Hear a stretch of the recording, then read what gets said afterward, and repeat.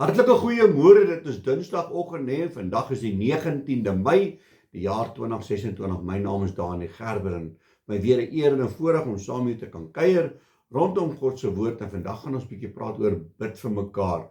Die Here se woord sê dit vir ons dat ons vir mekaar moet bid.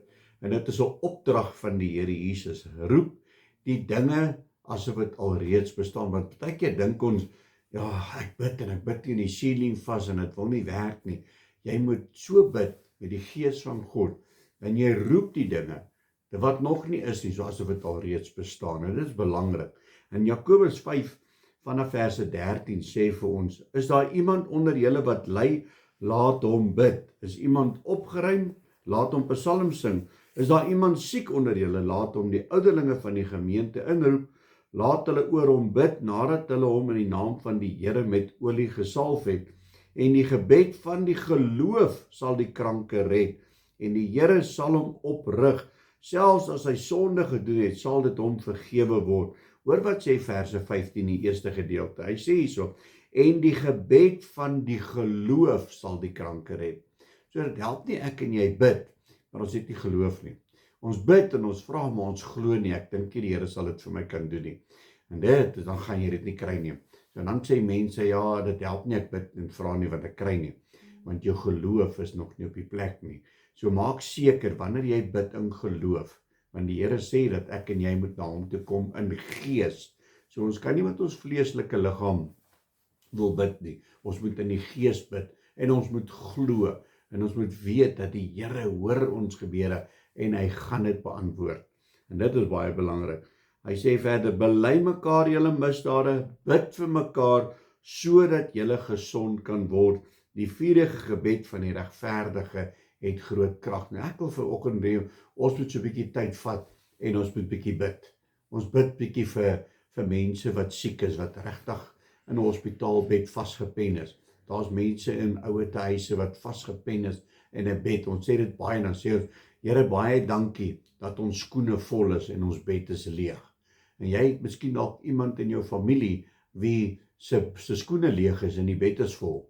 So kom ons bid bietjie saam, en ons gaan so 'n paar dingetjies opnoem waarvoor ons bid, maar kom ons bid. Halleluja, Abba Vader. Here, vanoggend begin ons eerstens, Here, om vir u te sê baie dankie. Dankie vir u teenwoordigheid, Here. Dankie dat u God is. Dankie dat daar niemand is soos u nie. Here, vanmôre kom ons en ons kom plaas ons geliefdes voor u voete, Here, wat in 'n siekbed vasgepen is, Here, wat siek is, wat nie voel dat hulle te asem eers weer vanmôre nie. Abba Vader, net u kan kom. Here, u perfekte wil sal geskied. Here, as dit u wil is, dat die persoon gesond moet word, Here, die kant van die graf, Here, laat daai persoon in daai bed sal opstaan, gesond sal wees, Here, en as dit aan die ander kant is, Here, dan bid ons en vra, Here, dat u sal kom en elke persoon sal kom verlos, wat sê, ek kan nie meer nie, Here, ek wil by u wees. Here, u hoor elke gebed, u hoor elke pleidooi, en Here, net u wil, nie ons wil nie, maar u wil alleen. Halleluja. Here, so kom ons, en ons bid ook vir verslawing. Here, daar is soveel geliefdes wat verslaaf is aan alkohol, en dit begin met 1 bier en 1 glasie wyn, en nou is dit 'n gesyper, Here, en die geliefdes sukkel met hierdie persoon. En Here, nou vra ons dat u sal kom, en hierdie persoon sal aanraak. Here, en as ek kan terugdink aan die tyd, hoe u my aangeraak het, daai stemmetjie wat met my gepraat het, Here, bid ons vir u stem, wat duidelik in elkeen se oor sal praat, wat verslaaf is aan alkohol, rook, dwelms, pornografie, last. Here, elke ene wat sukkel daarmee, Here, dat u nou met hulle sal praat. Here, dat u hulle sal losmaak en vrymaak. U woord sê, as ek jou vrygemaak het, sal jy waarlik vry wees. Ons bid dit in die mooi naam van Jesus Christus. Here, ons bid ook so vir mense wat net sê, ek kan nie meer nie. Ek is moedeloos.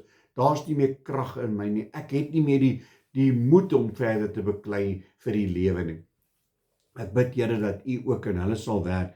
Here, u woord sê, elke ene wat moeg en belaai is, kom na my toe. Ek sal vir jou rus gee. Here, dat u hulle sal aantrek. Here, dat u hulle uit daai diep donker gat sal uittrek van depressie. Dat hulle sal opkyk met 'n verwagting en weet, U is God en U is met hulle en daar is niemand soos U nie. Here, dankie dat U ook hulle uitdruk. Here, ons bid vir ons regering. Here, ons weet dat, ons kan dit sien, dat ons land is in 'n gemors. Here, maar dit is as gevolg van korrupsie, dit is as gevolg van goddeloosheid, dit is as gevolg van me, myself and I. Here, ons bid en vra dat U sal kom en by elkeen sal aanklop, Here, sodat hulle hart sal oopmaak en hulle om vergifnis sal vra en hulle tot bekering sal kom. Ek bid, Here, vir 'n Damaskuspad vir ons regering in die mooi naam van Jesus. Abba, en dan bid ek vir ons families. Here, daar is soveel twis en haat en neidigheid in 'n familie, Here. Ek bid dat familie sal begin saam staan, want dit is waarvoor U 'n familie gemaak het, is family. Ons is saam, ons is een in die ding. Here, daar is soveel haat in hierdie familie, Here. Die een sien nie die son skyn oor die ander nie. Ek bid, Here, vir samesyn. Ek bid vir liefde wat weer hervat sal word. En Here, net U kan dit regstel. En ons eer U daarvoor in die mooi naam van Jesus. Here, so bid ons ook vir ons vyande. Here, dat U ook met hulle sal wees, Here, want U woord sê, ons moet vir ons vyande bid. En ons eer U, Here, dat ons weet, by U is niks onmoontlik nie. En ons sê vir U dankie daarvoor in Jesus naam. Amen en amen. My liewe boetie en sussie, julle moet 'n geseënde dag hê. God bless.